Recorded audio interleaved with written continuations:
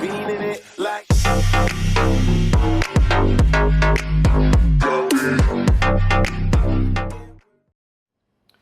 Hey trendsetters, Tim here from Huntsman Brewing. First video for the year.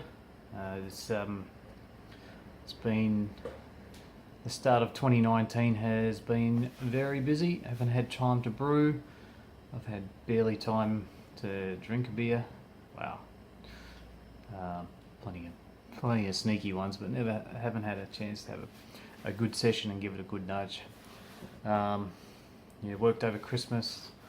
Then flew home between Christmas and New Year, had New Year's at home, flew back to work. And then between school holidays and looking after the kids and work and flying back and forth from New Zealand to Brisbane, it's been pretty hectic. So anyway, won't bore you with those details. Today, it's hot.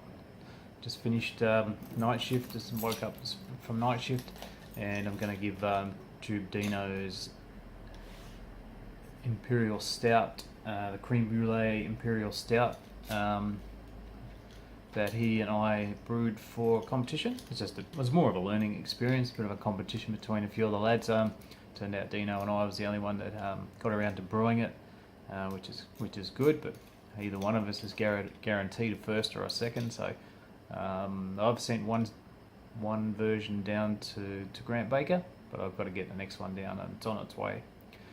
Speaking about sending beers, I've also got beers to send to Red Dog and Sarah Pantry from Daft Cat, the cat and the dog. I'm going to send just a version of my fluent and gibberish to those guys as well. Excuse me. What else has been going on? I'm going to go down and see Les from Two Hands Brewing. You might remember Les. He doesn't YouTube or BrewTube anymore. He hasn't done for a long time anyway. He's now head brewer at Bacchus, and I'm going to go and see him tomorrow and drop off one of my beers as well. Got them all labelled up in the background there, bottled up, labelled up, ready to post out to the lucky recipients. Anyway, I'm going to go and see Les and have a beer with him, so catch up with him. It was actually a night shift the last couple of nights and watched some of his old YouTube videos, and he was definitely used to push the boundaries with some of the brews he did, so quite experimental and interesting guy. Really like him, like his attitude towards everything as well. So anyway, let's crack this open. I've had this open sitting out for a while. It's hot here, but I've got the air conditioner going. It's probably a mild 18 degrees in here. Not that matters, but anyway, let's crack this up and see what we can get out of it. Oh, Dino's first Imperial Stout, and as was mine, and it was the sort of the nature of I think it was Carl who suggested it would be a good idea for a competition, and we shared some ideas. It was more about learning and understanding what brings what, a few experiments, and oh geez. As you'd expect, it smells like a big stout. Anyway, I'm going to try this glass out today. I've just washed it, first time using it, so oops, I'm not supposed to do it like that so everyone can see. The Dino's bottle conditioned is. Fits in there perfect. So I'll get you to have a good look at that. Just about to spill it.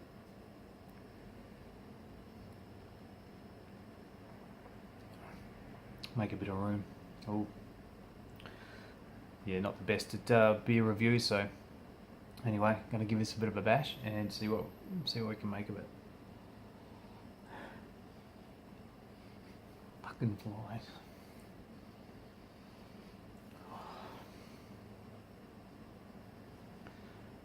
Don't know where he came from.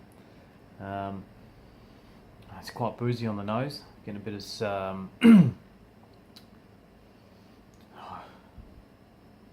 all the things you'd expect, like the dark malts.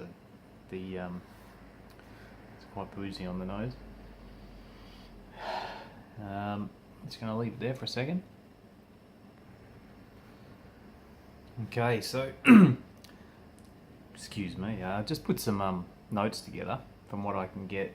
Now Dino brewed this from the big book of clone brews. It's a creme brulee imperial stout. And he's made some homemade candy sugar for it to put in there. It's got lactose, some vanilla, and some cardamom. So I'm not familiar with cardamom. I'm not, especially not in a beer. But yeah, he said it was quite prominent when he was drinking it early on. I think he had a bottle earlier. He did a review on it and said it was quite pronounced, but I'm not picking it up at all. So it might have mellowed. This was bottled on the 12th of October last year. So it's getting on almost 4 months in the bottle now. It's dissipated. I'd give it a medium to thin to medium mouthfeel. It's very nice. It's definitely a sipper. It's quite. It's got a bit of punch behind it. I'm getting some dark fruits and licorice, leathery sort of smell and flavour. It's quite the same. So anyway, I'm going to sit here and sip it. Thanks for this, Dino. Appreciate it. I'm gonna, as I say, I'll get my other version that I put some oak in down to Grant and let him give it a bash and see what he thinks. So hopefully he can give us, both of us, a bit of an improvement suggestion, or if we where we could add some or improve it somehow. But look, for first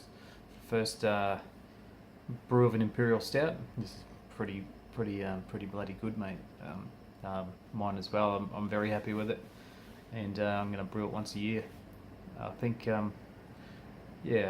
as far as brewing goes, I've haven't had a chance to brew this year, but I've got a bit of time off coming up. Pardon me. And I'll my wife's having a long overdue holiday. She's off to Hawaii for a week, and it's just myself and the boys. 4 of those days they'll be at school or daycare, so I'll try and squeeze a brew in there somewhere. I'm not sure what it's going to be yet. I'm going to try and actually get some footage of it this time, no interruptions, and hopefully improve the quality of some of the videos I do. Haven't done a brew video for a long time. It's just been reviews and general chit chat. I think the last one I did was Movember, so I'm going to sit here and sip this, and you don't hear this guy ramble on about just general rubbish. But anyway, cheers guys, cheers Dino, and as I said earlier, I'll get those beers sent out soon. And anyway, take care and take it easy, trendsetters. Oh, one thing I forgot to mention was Dino sent me one of his M&Ms as Motureri and Mosaic Pale that he did, and it didn't quite make it, thanks to some careless courier. Then anyway, that beer smelled absolutely awesome as I tipped it down the sink and disposed of the broken glass. Anyway, trendsetters, thanks for that, Dino. Appreciate it. Cheers. Yeah, of course I'm going to tell him. Dirty rotten couriers.